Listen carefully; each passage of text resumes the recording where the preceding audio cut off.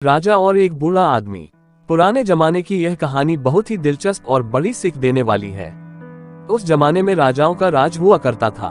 भिन्न भिन्न प्रकार के राजा हुआ करते थे और विभिन्न प्रकार की उनकी आदतें हुआ करती थी। एक राजा ऐसे थे जिन्होंने अपने लोगों को ये कहकर रखा था कि अगर वो किसी की तारीफ में वाह कह दे तो उस व्यक्ति को इनाम में 1000 सोना मोहरें दे दी जाए। हालांकि यह राजा इतनी आसानी से किसी की बातों से या काम से प्रभावित नहीं होता था, इसलिए उसके आदमियों को कभी किसी को सोना मोहरे देने की नौबत आई ही नहीं। एक बार राजा अपने आदमियों के साथ शिकार करने के लिए जंगल जा रहा था। बीच सफर में एक बूढ़े आदमी का घर आया। राजा ने देखा कि वह बूढ़ा आदमी उम्र में 90 साल से भी ज्यादा का लग रहा है। उसके हाथ पैर कांप रहे हैं, फिर भी वह बड़ी मेहनत से एक फल देने वाला पेड़ का पौधा अपने घर के बगीचे में लगा रहा था। राजा को उस बूढ़े आदमी को ऐसा करते देख बहुत आश्चर्य हुआ। राजा का सोचना था कि बूढ़ा जो फल का पौधा लगा रहा है उसे अच्छी तरह से बड़े होकर फल देने में कम से कम 10 साल लग जाएंगे। बूढ़े आदमी की हालत देखकर लगता था कि वह शायद ही 1-2 साल और निकाल पाएगा। फिर बूढ़ा आदमी क्यों इतनी मेहनत और तकलीफ उठा रहा है? राजा अपने आदमियों के साथ उन्हें के पास पहुंचा और उसने यही प्रश्न बूढ़े से किया तो बूढ़े ने कहा, महाराज, अगर यही सोच मेरे दादा परदादा रखते तो आप मेरे बगीचे के इन कई पेड़ों को जो वह मेरी उम्र के थे तब लगा कर गए थे शायद यहाँ नहीं देख पाते और न ही मुझे उनसे फल खाने के लिए मिलते।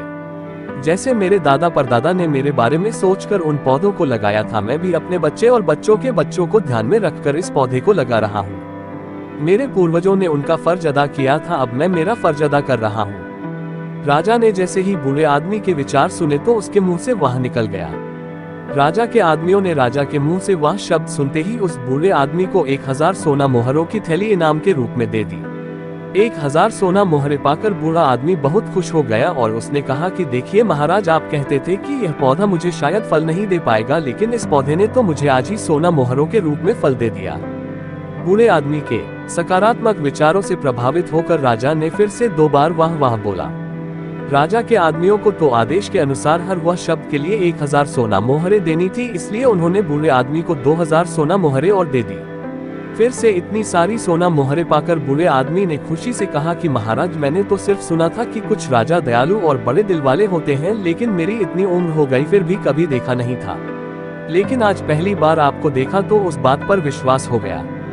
राजा के मुंह से अपनी तारीफ सुनकर लगातार 3 बार वाह वाह वाह निकल गया और बूढ़े आदमी को 3000 सोना मोहरे और मिल गई। दोस्तों, ये कहानी जितनी मजेदार है उतनी ही गहरी बात भी सिखाती है।